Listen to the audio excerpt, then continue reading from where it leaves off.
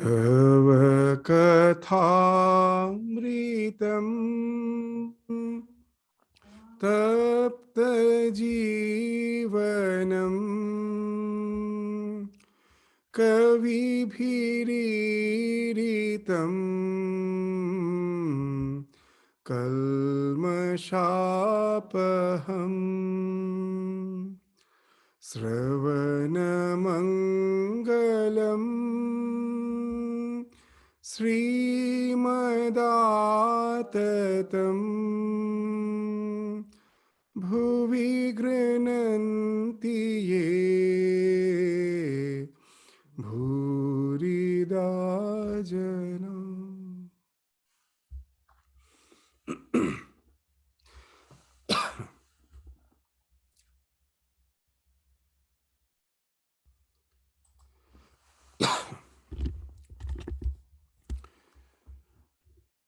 So in the last class, we saw that Sri Ramakrishna is having conversation with M, and M just asked Master that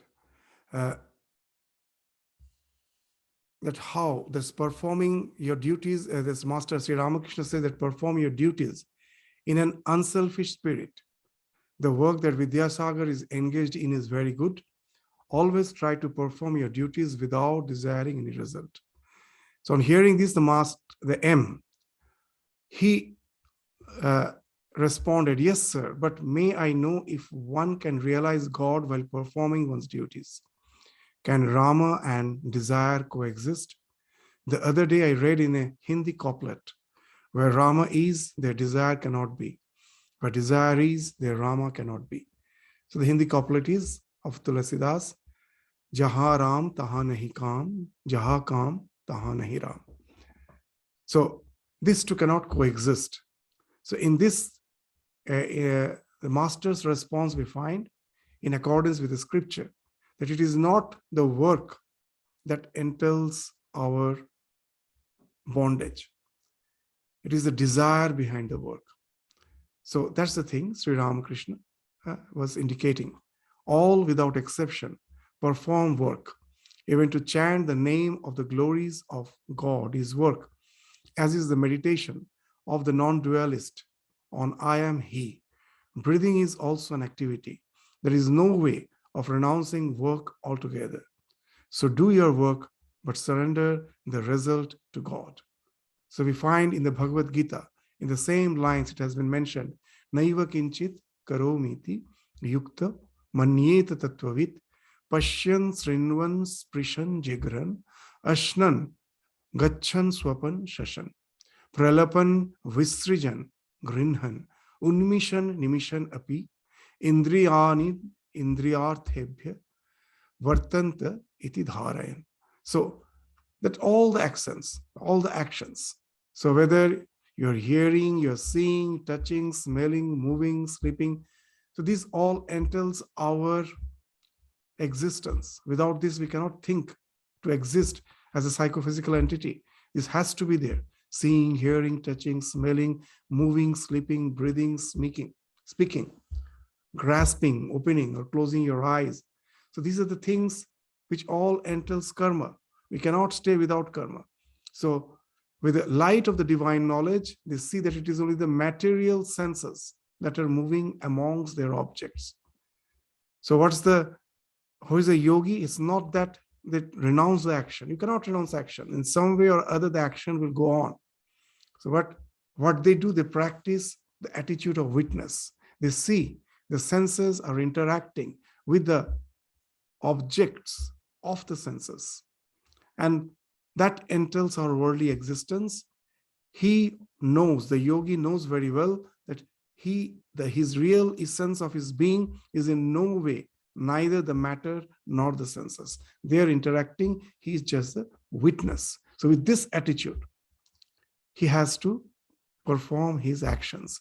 And then the actions won't bind him. So those who dedicate their actions to God, as has been mentioned in the Bhagavad Gita, that brahmanyadhaya karmani sangam tyaktva karoti lipyate nasapapena padma patram ivam bhasa. So the one who has dedicated their actions to Brahman, to God, abandoning all attachment, remain unattached by sin, just as the lotus leaf is untouched by water. Though the lotus leaf is in water, the water can never drench it.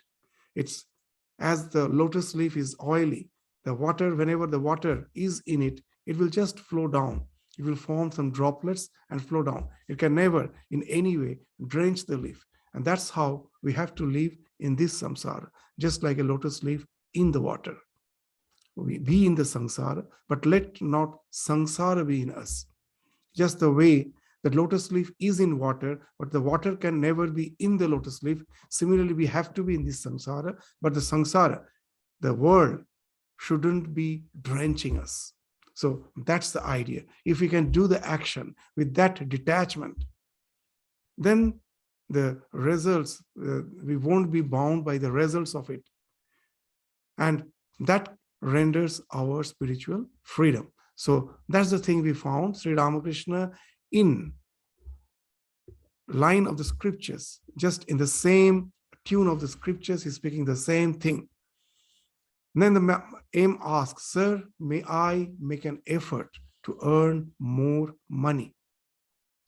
So now the master again, as per the dictums of the scripture, how nicely is indicating it is permissible to do so to maintain a religious family. You may try to increase your income, but in an honest way. So dharma should guide artha and kama. As we were indicating, even in the last class, that there are 4 purusharthas. It's not that we have to just think of liberation alone. It comes in the way. The hankering of the liberation cannot be forced in our life. As we go through the experiences of life, it comes as a natural course. Before that, before the renunciation dawns, before the yearning for liberation dawns in our life, the other 2 purusharthas, it's quite okay to resort to that, to pursue artha, to pursue for wealth, to pursue for the sunset pleasures of life. But they all have to be guided by dharma. So dharma is the first purushartha. That has to be the guiding force behind whatever I do. Then it's okay. So you may try to increase your income because it's a religious family. The family, in the family, when all are integrated, they're all following the path of dharma. To maintain such a family is itself a righteous job. So please go for it. There's no harm in maintaining the family, especially the family which is righteous, which is religious. That itself is serving a good purpose, religious purpose, spiritual purpose. So you are actually serving those who are trying to evolve spiritually in a religious family. So in every way, it is okay, and try to earn in an honest way. And always remember, the goal of life is not earning of money. Though I earn money, but always this should be in my mind, that with money, I can just take care of the basic necessities of life. I can just sustain myself.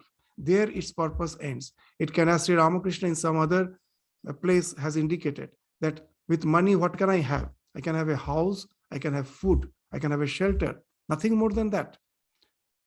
That the purpose of money is over. So it cannot take us beyond that. So that's the thing. It just helps us to sustain. That's not the goal of life. It is needed, but the goal of life is to, what you say, is to serve the Lord and Lord and Lord. So the goal of life is not the earning of money, but the service of God. Money is not harmful if it is devoted to the service of God. So in a family, when I am just taking care of the family with an attitude that the Lord is manifested as the members of my family, and I am trying to serve them as if serving the Shiva in the Jiva. So then even my worldly life becomes spiritual. So it is a question of changing of the orientation. It's in no way changing the course of our life. Just change the orientation. The spiritual life becomes a whole-time affair. It is no more a part-time affair. Spirituality can never be part-time affair. It has to be an whole-time affair. And for that, you have to change the attitude. And that's what Sri Ramakrishna is indicating. Let dharma guide the other purusharthas, artha and kama, and with a sense of serving the Lord in the human beings, continue with what you are doing in your family. Don't try to force out of it. So that's the thing Sri Ramakrishna is advising M. M, how long should a man feel obliged to do his duty toward his wife and children? Master, as long as they feel pinched for food and clothing. But one need not take the responsibility of a son when he is able to support himself. When the young fledgling learns to pick its own food, its mother pecks it if it comes to her for food. So that's the thing. Even in our scriptures, it is mentioned that till the son or the becomes, means in the olden days, the daughters, when they were given in marriage, when it goes to the other's family, till then, the daughter has to be taken care of, and son has to be taken care of till he becomes a fully matured person, and he is quite skilled to earn his own living. So till then, take care of them. After that, you have no responsibilities. You have your responsibility. Now you can take care of your spiritual life. So that's the thing which has been indicated, that you have done your duties. Now you are free. Now you can devote your entire time for your spiritual endeavor, for your spiritual journey. So that's the thing Sri Ramakrishna is indicating, as long as they feel pinched for food and clothing. But one need not take the responsibility of a son when he is able to support himself. When the young fledgling learns to pick its own food, its mother pecks it if it comes to her for food. M, how long must one do one's duty? Master, the blossom drops off when the fruit appears. One doesn't have to do one's duty after the attainment of God, nor does one feel like doing it then. So that's the thing Sri Ramakrishna is saying, that it's not some that years that there can be an age of retirement. There cannot be an age of retirement as far as the spiritual life is concerned, that I retire and start my spiritual journey, unless that urge has developed. The age is not the factor. The urge should develop. And the real urge, when it is developed, know it for certain, the work falls off by itself. I cannot force myself. It will fall off itself. And immediately after saying that, Sri Ramakrishna will give that example which we quote now and then in our class. What he's saying, if a drunkard takes too much liquor, he cannot retain consciousness. If he takes only 2 or 3 glasses, he can go on with his work. As you advance nearer and nearer to God, he will reduce your activities little by little. Have no fear. So it's a wonderful plan of the universe. The more you become dependent on God, you fully rely on God, means your love for the divine have made you so much engrossed in the thought of divine that you cannot take care of your activities. Know it for certain, the plan of the universe is such, the others will be there to take care of you. If your actions falls off naturally, just the way when the small child is born, it's not that we have to, that any government has to have make a legislation that the child has to be taken care of by the parents. Whether such legislation is there or not, we know that apart from a few human brutes, it's the natural urge for the parents to take care of the children. From where that urge comes? The God has made that if the child who is totally helpless, for him, even in the animal kingdom, we find that there is the love of the parents, the love of the others who is immediately taking care of him. It has to be there. It just simply, that love wells up. So similarly, know it for certain, if anyone is totally absorbed in God and he so absorbed that he cannot take care of himself, the others will tend to take care of him, just the way the parents naturally feel inclination to take care of that helpless child. It is going to happen throughout our spiritual history.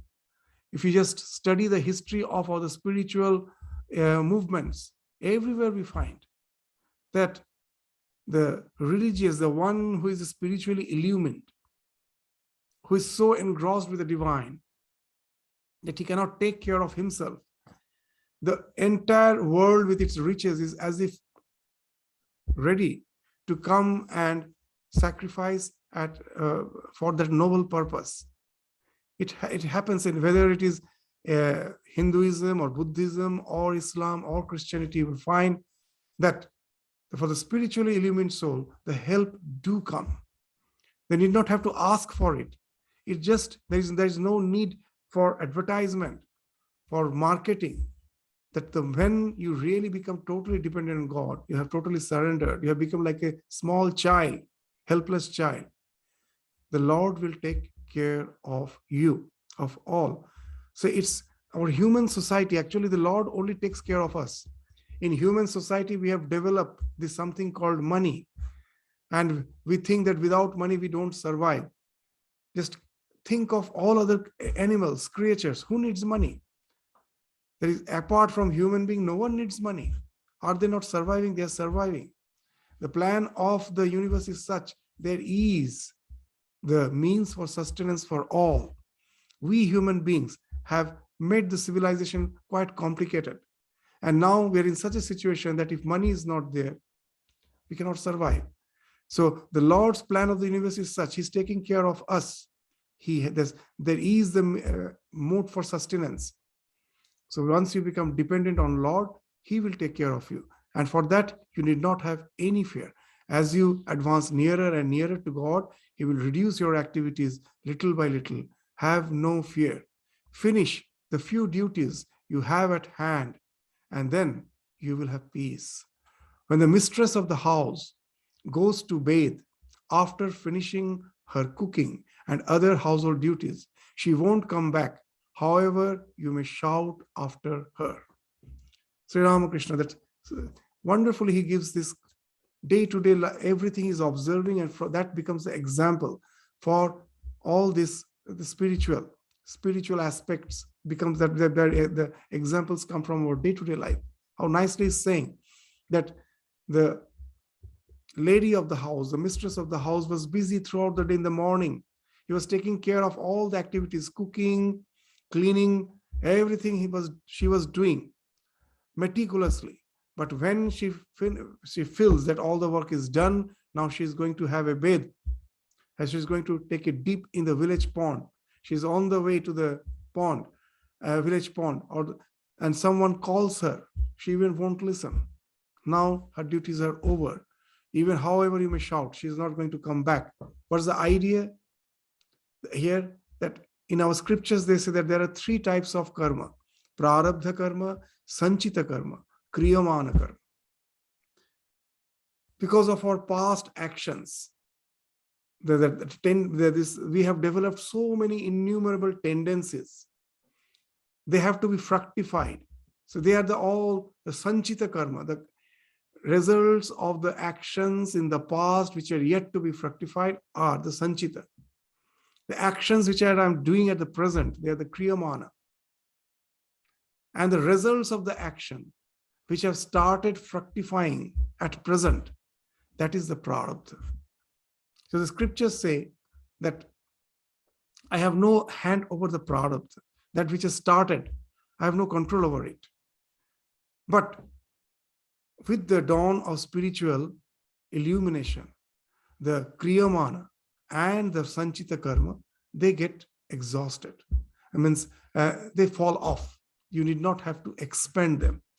That example, even in the last class, in the Mundaka Upanishad class, we were giving that example in our scripture, that a hunter went to the forest with a quiver on his back and a bow in his hand. And seeing a bird sitting in the branch of a tree, he took one arrow from his quiver and put it on and just kept it on his this bow and stretched the string of the bow, and the arrow was released. He shot the arrow. And before the arrow is going to hit the target, the bird, he thinks, most probably I may miss. The arrow may not strike the bird. So what he does, he takes out the second arrow, keeps it on the bow, and when he's about to shoot that arrow, suddenly that compassion dawns in him. No, I shouldn't kill other animals. Now the scripture says a very interesting thing. The arrow which I have already shot, whether it hits the target or misses, whatever it may be, I have no control over it. It has already been shot. But the arrow which I have already kept on the bow, I may not release it, and there is no need to release it. And all the arrows which are on the back, on my quiver, they are also of no use. So once that compassion means, once the spiritual illumination, the renunciation dawns in, the sanchita karma, they need not be expended. The kriyamana karma, that can also stop. But the action which has already started taking effect, means the arrow which is yet to hit the target, I have no control over it. So it has to be expended. It has to be exhausted. So here Sri Ramakrishna is saying that go on doing the work without any desire. Once the desire is cut off, the kriyamana and the sanchita karma, they won't yield result, but the prarabdha has to be expended. Once that is expended, now you are free. And that's being indicated by this word, that however now you may call, shout at her, she is not going to come back. She has exhausted. That when she was exhausting the prarabdha, that speaks of all the duties she was doing. She was doing them without any desire. And that's how the prarabdha was gradually being exhausted. And once it's exhausted, now there is no return. However, that it appeared that she's so attached to the household, but actually she was just doing all the things in a detached manner. And when all has been exhausted, there is no return. Now she is going to be liberated. Now nothing can hold her back. And that's being indicated by Sri Ramakrishna. Finish your few duties. Because of your prarabdha, you have been placed in a situation where you have to go through all those processes. So finish them. Finish the duties you have in your hand, and then you will have peace. When the mistress of the house goes to bed after finishing her cooking and other household duties, she won't come back. However, you may shout after her. So know it for certain that prarabdha, that we have to experience. So do it without any this hankering for result, and that we don't create new karma. And once that's exhausted, that will render you this freedom. Sri Ramakrishna had a very nice way of exemplifying the scriptural truths. In some other place, he says that how prarabdha is something which we have to experience. Like once he says that a blind man, most probably he's blind because of some past karma. So now this blind man goes to the Ganges to have a dip. So they say that if you have a dip in the Ganges, all your sins will be washed away. So Sri Ramakrishna, in a very funny manner, he says, the blind man goes, takes a dip, and to wash away his sins, all the past sins are washed away. But the prarabdha, his blindness is the prarabdha that he has to experience. So even after when he comes back from a dip in the Ganges, his blindness won't go. That's still there. He has to experience. Though his so many past karmas has gone. It's not that by taking a dip in the Ganges, all your past karma will be gone. Just to take the real essence of this example, the idea is that there are ways by which I can get rid of all the sanchita karma, what I have stored, what has been stored by me, but what I'm experiencing, the actions which has already started taking its result, that I have to go through. So that's the thing. So go through that, do your duties, finish the duties, and then there is no return. So however, that's the first thing he's saying, that when the mistress of the house goes to bed after finishing her cooking and other household duties, she won't come back. However, you may shout after her. Sir, what is the meaning of the realization of God? What do you mean by God vision? How does one attain it? It's a very pertinent question. We say that God vision, what God's vision means. Is it just like seeing the way I'm seeing you and some other person? Or does it mean something else? So now we find the master's answer. According to the Vaishnavas, the aspirants and the seers of God may be divided into three groups. These are the Pravartaka, the Sadhaka, the Siddha, and the Siddha of the Siddha. He who has just set foot on the path may be called a Pravartaka. Pravartaka is a novice. He has just started his journey. He may be called a Sadhaka who has for some time been practicing spiritual disciplines such as worship, japa, meditation, and the chanting of God's names and glories. So he's a sadhaka. So he is an aspirant. He's practicing now. And then he may be called a siddha, who has known from his experience that God exists. So now his spiritual practice has taken him to the realization. He may be called a siddha who has known from his inner experience that God exists. An analogy is given in Vedanta to explain this. The master of the house is asleep in a dark room. Someone is groping in the darkness to find him. He touches the couch and says, "No, it is not he." He touches the window and says, "No, it is not he." He touches the door and says, "No, it is not he." This is known in Vedanta as the process of neti, neti. Not this, not this. At last, his hand touches the master's body and he exclaims, "Here he is." In other words, he is now conscious of the existence of the master. So here we find that in a very simple way, Ramakrishna is speaking of the concept of the self behind the Panchakosha. That there are 5 levels of identification with something which we are not. We think we are the body, but it is what? It is constantly changing. I am not the body. It's that my sense of I, that amness, that never changes. I don't think that the amness which I had as a small child is something different from the amness which I have now. It's the same I who was the child, who is the grown adult person. It's the same I. But what is that same I? If I look at the body, is that body same? No, it has changed. But we identify ourselves with the body, so it is a wrong identification. It is not.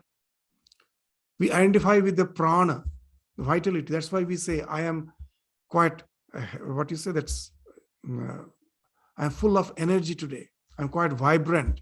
Today I'm not feeling good. I'm sick. So what? I am actually identifying myself with the vitality, with the prana, which is constantly changing. My amness is something which is fixed. That is not changing. But these feelings change. So that speaks that my amness, which is something constantly the same, is always the same, is being wrongly identified with something which is a flow. It can never be the body. It can never be the prana. It can never be the mano, the mind. Because we know the mind is also constantly changes with its vagaries of kartum, akartum, anyatha kartum, sankalpa, vikalpa. Now we are planning one thing in one way. The next moment we just think it in other way. And that's how the mind is constantly jumping from thought to thought, wavering. That cannot be the amness, which is always the same. It cannot be the Vijnanamaya kosha. Vijnanamaya is the intellect. When all with the vagaries of the mind, from this, all the sankalpa, vikalpa, all the resolutions and deliberations which we have, from that we come to a conclusion. We know in our life that so many, that nischatmaka buddhi is what gives us the sense of determination. That's the buddhi. And that's the identification with that is the identification with the Vijnanamaya kosha, with the intellect. That's also changing. That cannot be the same. As a small child, I was very sure that if I have chocolates and toys, I will be the happiest person of life, happiest person in the world. Do I think that way? So my buddhi has changed. This, it is not the same. The Nishchayatmaka buddhi as a child, as I had, is not the same as I have as an adult. So it's changing, but the amness behind it is the same. I don't feel the amness as I had as a child is something different, which I have at present. So we find all these levels of identification is wrong identification. They cannot be the real self. They're flowing. But the idea of the amness, it's always the same. It's not flowing. So how can the things which are flowing be my amness? They cannot be. So those are the things which I am seeing is it's not me, it's not me. And last is the Anandamaya. What is the Anandamaya? Anandamaya speaks of bliss. When I am in deep sleep, it's not that my mind is vacant. My mind has all its tendencies, feelings in the potential form. They again will be revoked when I wake up. My decision-taking faculty, all the options of the mind, they all will again be revoked when I wake up. When I'm in deep sleep, they're silent. And that silence of the mind gives a sense of bliss. That's why when I come out from the sleep, I say, oh, it was such a nice sleep. Not only that, when I have an intense desire, and the moment it is fulfilled, for the time being, the let go ensues. The mind is again in bliss. So this identification of the mind, that is not the self. It is the mind which is for the time being calm. Either it is in deep sleep or some desire has fulfilled and the let go has ensued. And from that, the bliss comes. It's the self which percolates. The bliss of the self percolates to that calm mind. The same calm mind, when it was having a lot of deliberations, it was the Manomaya Kosha. It came to some conclusion, it was the Vijnanamaya Kosha. And the same mind, when it is calm without any vagaries, just like the ocean without waves, it is the Anandamaya Kosha. But these are constantly changing. My amness cannot be the thing, cannot be any of those. So those are the things which speaks of that not this, neti neti, that it cannot be. And at last, when you just get rid of all those things, is there nothing there? As Sri Ramakrishna used to say, is it something like peeling of the onion, layers after layers? At last, there is nothing called core. So is there nothing called the self? So here, at last you find there is self. Who is the self? The one who is saying that this is, I am not the body, I am not the mind, I am not the senses, I am not the feelings, I am not the emotions, I am not the intellectual formations. I am not the one who is saying that. So he is the self. So as in the Panchadashi, there's a very nice story of the 10 villagers who were crossing the river. After crossing the river, they wanted to make sure that all are there, because the river, though it's shallow, it's very strong. The current is very strong. So someone may be carried away by it. To ensure that all have crossed the river safely, they wanted to count that how many of them are there. So one person took the duty of counting. He told, okay, you all stand in line, let me count. So he counted. It was 9. 1, 2, 3, 4, 5, 6, 7, 8, 9. And he was puzzled. Where is the 10? Everyone seems to be here, but count shows there are 9. So one by one, they all took the role of counting, and they all found it's the 9 people only there. And they were puzzled. They never knew that where the 10th one has gone. It seems all are there. A passerby saw that what's going on. So he just thought that let me help these villagers out. He was really amused to see that the simple people, how they have got confused. So he came, he told, okay, one of you are missing, but you don't know who is missing. Well, okay, let me count. You all stand in line. And now he counts, and it's 10. So they were puzzled that when this person is counting, it's 10. When we are counting, it's 9. How is it? And then the stranger says, when you are counting, you forget that you have to point the finger toward yourself to be the 10th person. So you are the 10th, the one who is counting, the one who is saying that you are not this, you are not this. He is the self. So at last you touch the self that way. By negating, at last you're touching. So this, in a simple way, Sri Ramakrishna is giving this example with some simple examples. That example, let us just again read it. That what he's saying, that an analogy is given in the Vedanta to explain this. The master of the house is asleep in a dark room. Someone is groping in the darkness to find him. He touches the couch and says, no, it is not he. He touches the window and says, no, it is not he. He touches the door and says, no, it is not he. This is known in the Vedanta as the process of neti neti. Na iti, not this, not this. That na iti in sandhi becomes neti neti. So at last his hand touches the master's body. So he at last turns towards himself, that is the witness, and he exclaims, here he is. In other words, he is now conscious of the existence of the master. So through the process of neti neti, at last you get established in your own self. So Sri Ramakrishna now continues his discussion. He has found him, but he doesn't yet know him intimately. So knowing intimately indicates the state of Vijnani, who has realized that the Lord has become everything. So to know intimately. So this is something Sri Ramakrishna's uniqueness. Again and again, he says that just going to that identification with the self is not the ultimate. When you come back and see, it is the self which is projecting in the universe. That's the state of Vijnani. That's the ultimate reaction. That's to know the Lord, what you say, intimately. Why intimately? Because when I say not this, and say that I have to be identified with the Lord, I somehow am denying the fact it is the Lord. I don't know what's the purpose.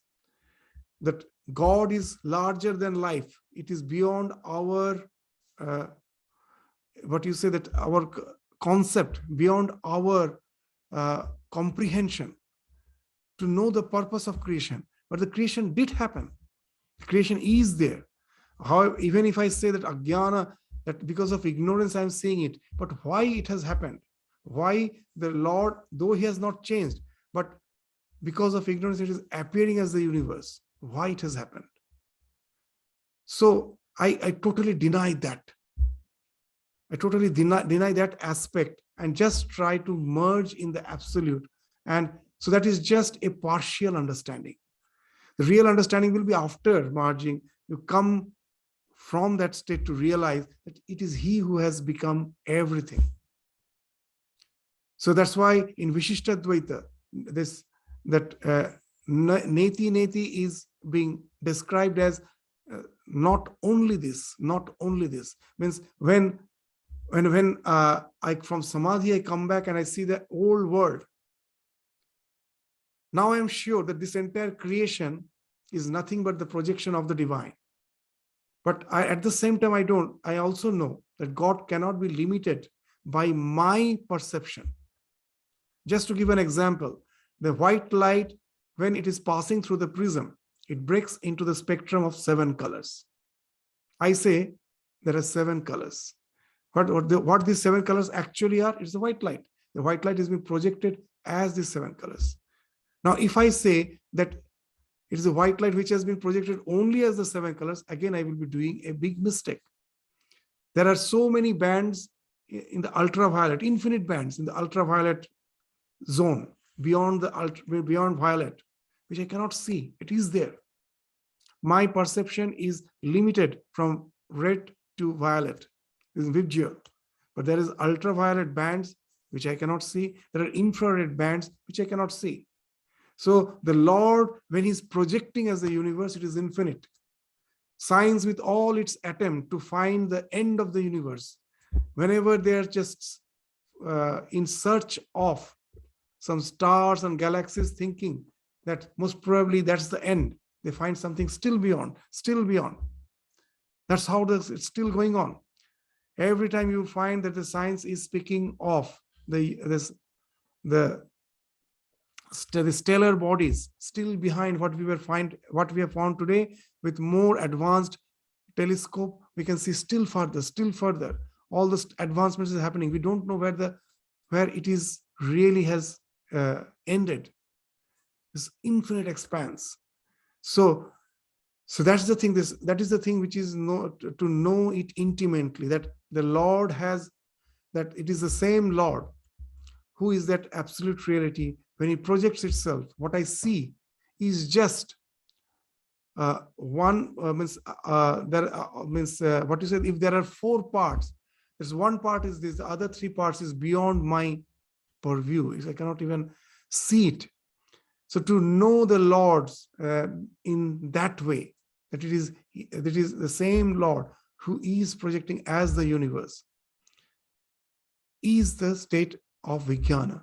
And that's what is being indicated as knowing the Lord intimately. There is another type known as the Siddha of the Siddha, the supremely perfect.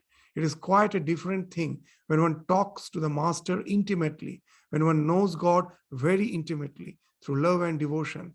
A Siddha has undoubtedly attained God, but the supremely perfect has known God very intimately. So the one who has known God, he or her tendency is always to be merged in the divine. In no way he has the courage to have have a play with his creation, to come down from his realization and to just interact with the world. He doesn't have the courage. But the one who is a Vijnani, he knows nothing can affect him. He can come down from his realization and again relate to the world, knowing very well nothing can lure him now. So he is the Siddha of the Siddha.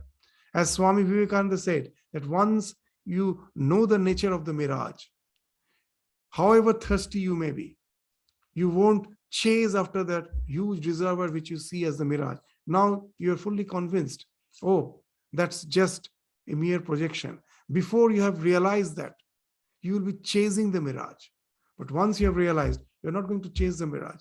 It falls off automatically. So that's the state of Vijnani, who lives in the world without being attached. He's a Paramahansa. So he has known God intimately. The others are full of fear that this world is going to destroy me. I have to cling to the Lord. So he's yet to know that it is the Lord who is being projected as the universe. And if once he knows that, this universe in no way can affect him. He can just interact with the creation spontaneously without being attached to it. So that's knowing intimately. But in order to realize God, one must assume one of these attitudes. So this is very important. It is not just intellectually knowing that I am the self, everything is just mere projection. This is just an intellectual understanding. It can never take us to the realization. For realization, bhakti is required. Whether I am a jnani or a bhakta, without bhakti, there cannot be real spiritual evolution. I have to love my ideal so intimately that love will entail in spontaneous concentration. As we have previously mentioned, that contemplation is not something which speaks of our willpower.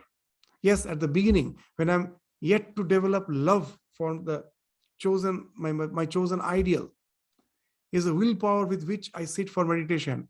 I use my willpower not to get distracted. But through that process, when gradually, that we spoke of the neuroplasticity, when the mind has developed a path through repeated practice, now the love for the practice, the devotion for the practice entails. And that love will result in a flow. The object which I love, I'm focused to it, and that focus helps me to get rid of all other distractions and just remain focused in it. The mind automatically gets rid of all other distractions. At last, it gets rid, when the mind is intensely focused, that the little part of my mind, a small part of mind is always engaged to keep my ego intact. That also is taken away. And when ego falls off, the mind cannot stand. The mind collapses for the time being to take you to the realization where the prism has fallen off. The projection is no more there. You become one with the white light. You become one with the consciousness. So it happens through love. The love can result in that intense focus. It can never happen just by contemplating with using my willpower. That love has to come to make my contemplation intense. Without love, without that emotional faculty, we can never have concentration. You will find that only the concentration becomes effective only when we are passionate about something. So here also in spiritual life, you have to be passionate about the ideal. So the easiest way to become that we have some emotions. Already we have some few types of emotions. Some broadly defined, there are a few types of emotions. If I can love the divine by identifying with any of those emotions, then the chance of my mind to get intensely focused is something very, very high. It will be spontaneous. So try to love the divine with the emotions which you know, which is already with you. What are those emotions? This has been discussed as Shanta, Dasya, Sakhya, Vatsalya, Madhur. Shanta. Shanta means where there is not exuberance in the emotion. That when as Sri Ramakrishna will give an example, the married couple, they're married for quite a long time. They have that mutual understanding, mutual faith, but that the initial exuberance of the love, that has faded away. They are faithful to each other. They have a sense of love for each other, but that is very something calming. It doesn't make you what you say, that tremendously that the sense of tremendous attachment, the tremendous emotion when which we find for a new lover, that is not there anymore. So there is love which speaks of understanding, which speaks of calmness. So that's the Shanta. So that's the emotion which we feel, that sometimes when we are in the office with the colleagues, when we relate with how we are relating, there's no intense love. We do have a sense of love. We do have a sense of well-being for each other, but it gives me a sense of security. It gives me a sense of satisfaction, but it doesn't create any sort of exuberance. So that's the initial type of emotion which we all experience in our life when you are relating to the so-called colleagues, or in school, your friends. That's the Shanta. And then comes Dasya, the love of a dedicated servant towards its master. The servant do have some love for the master if there's a nice relation. So there also type of emotion works. In the office, if you have a very nice understanding with the boss, love works. There also a sense of love works, that my love for the superior. So that's the Dasya. That's the emotion we all are aware of. The Santa we are aware of, Dasya we are aware of. Sakhya, with the friends, intimate friends.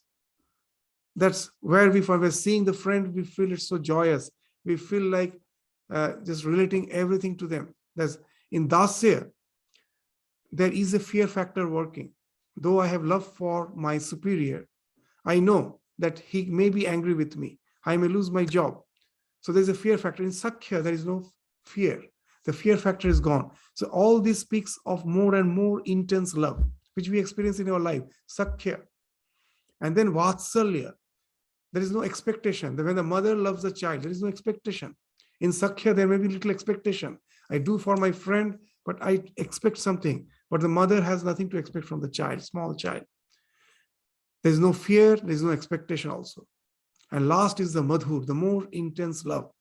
There's a lover, the way that a new lover feels for the beloved. That's the Madhur. So these are the emotions which we experience in life. It's from Shanta to Madhur is gradually more and more intense. That compared to Shanta, Dasya is more intense. Compared to Dasya, Sakhya is more intense.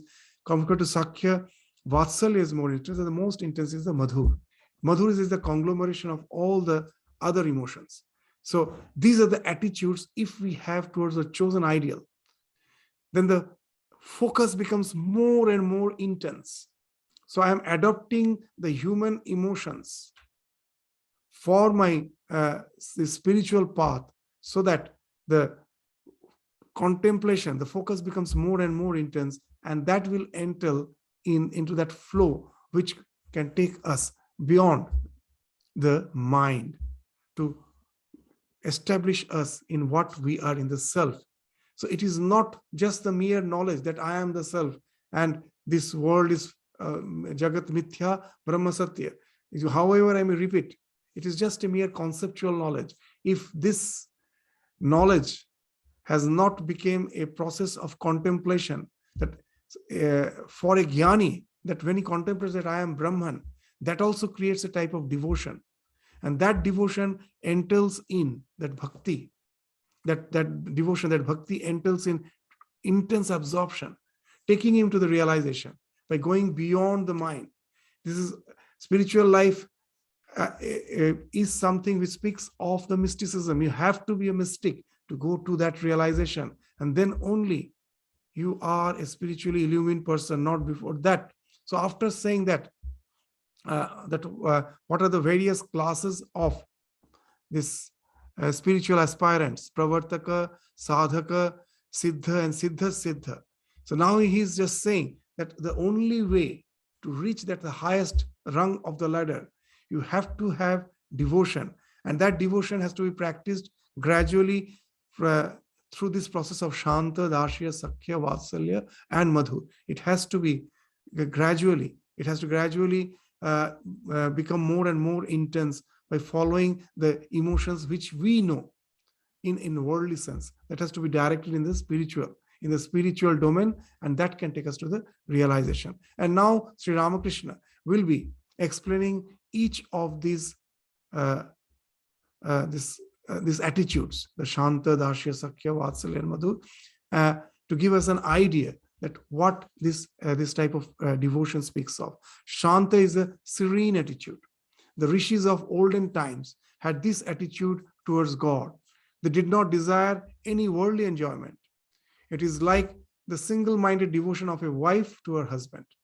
So what it speaks of, when the husband and the wife has the mutual faith, the distractions of the world fall off.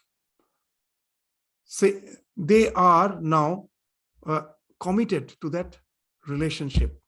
Though that relationship, that it doesn't create a tremendous exuberance that is of emotion, but the faith, that mutual faith, helps them to get rid of all the worldly distractions. Because any distraction is there, immediately they know that I have to be faithful to this relation. So that's the Shanta. That's a Shanta thing. It is like a single-minded devotion of a wife to her husband. She knows that her husband is the embodiment of beauty and love, a veritable Madan. So that's the Shanta. Dasya, the attitude of a servant towards his master. Hanuman had this attitude towards Rama. He felt the strength of a lion when he worked for Rama. A wife feels this attitude also. She serves her husband with all her heart and soul. A mother also has a little of this attitude, as Yashoda had towards Krishna. That it's common, that even in the house, that the child, sometimes you will find it is the child is the king. A little, just it cries, immediately the parents are concerned. They're always ready to, as if, make the small child's desires fulfilled. Though he cannot express, they try to interpret that his, this is anguish, and immediately they are extremely busy to fulfill. So that Dasya is also there in that this attitude of a servant towards their master is there even in the parents. That's why they say that the small child is the king of the house. And Swami Vivekananda interestingly is to say that my idea of a leader is just like a small child. He doesn't dictate anything, but all his wishes are immediately fulfilled. People are there ready just to, as if obey just obey whatever is wanted. He doesn't have to ask for, just just by interpreting this child's anxieties and emotions. The parents are always ready to serve him. So that's the best way, the best type of leadership, Swamiji in one place is saying. So here you will understand, a mother also has a little of this attitude, this dasya, as Yashoda had toward Krishna. Sakhya, the attitude of friendship. Friends say to one another, come here and sit near me. Sridama and other friends sometimes fed Krishna with fruit, part of which they have already eaten, and sometimes climbed on his shoulders. So the fear factor has gone. This love with the friends is something more intense. In Dasya, the fear still remains, but the fear has gone. As Swami Vivekananda in one of the lectures have indicated, that real Parabhakti has three points of a triangle. Are the 3 points of a triangle. One of the point is the real love knows no fear. The second point is it knows no bargaining. There is no expectation. And the third is that there is no contender. But the object of your love is so intense that it can never be in any way diversified to some others. As even in the Bible it is mentioned that God is the most jealous. God is jealous. Means if he finds that a portion of your love is there for something else, he will never respond to your love.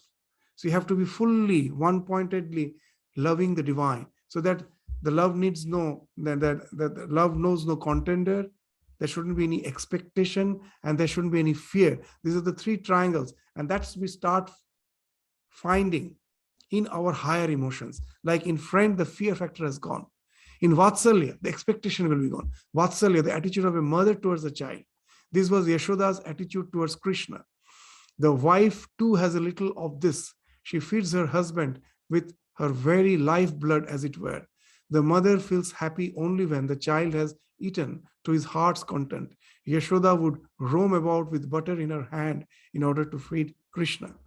There is no expectation. That love has no fear.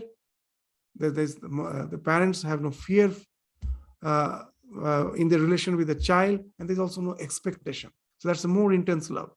The last is the madhur, the attitude of a woman toward her paramour. Radha had this attitude towards Krishna. Means it's a relation where the society doesn't, they never allow that such relation is not accepted by the society. And that gives a tremendous force. You feel love for someone which is not as if accepted, and that gives a tremendous intense love. So it speaks that even in a spiritual journey, that when you become more and more religious, your way of life is not accepted by the others, but that actually increases the force of your devotion. That when you find others are trying to make you behave the way the world behaves, you find the urge is increasing still more because of all those hindrances, as it happens of a woman when he's in love with a paramour. So that's the madhu, which speaks of the intense love. In the worldly sense, I cannot think of any love as intense as the love of a woman for his paramour, or any illicit love which you have to hide. That gives tremendous force. That type of love you have to have for the divine. Radha had this attitude towards Krishna. A wife also feels it for her husband. This attitude includes all the other 4. That's why it is so intense. In Madhur Bhava, you will find the attitude of the wife towards the husband, that is there. The attitude of a parent towards the child, that is also there. Sometimes you feel like just to serve the one, your beloved, you're as if the servant. And of course, you always feel like friend, you can relate anything, and you feel the tremendous intensity. So all the bhavas are is a conglomeration. This Madhura Bhava is a conglomeration of all the bhavas, and that's why it's so intense. So what it speaks of, gradually, that your love for the divine, it's not love for the concept in which you contemplate, that has to become more and intense. It is not just superficially thinking of it and thinking that I have understood all. It's this tremendous love for the ideal that at last will take you to the state of samadhi, where even the mind falls off, as if it helps you to identify with the core of your being, where you can say, yes, I have touched the divine, I have touched his feet, now nothing is there to fear. So it is possible only through this type of love. And these loves, all this love speaks of worldly love, but when we are orienting it to the divine, this same intensity can take us to that ultimate realization and resulting in the spiritual illumination, which has been spoken of as a state of the siddha, the highest state. So now the master will ask, when one sees God, does one see him with these eyes? So we will take up this portion again. So yes, he has spoken of realization, but what that realization is it just something like perceiving with these five senses? So that's his question. So master's answer, we will find again, is very interesting. So we will take up that portion again in the next class. So with this, we stop our discussion today. Thank you all. Namaskar.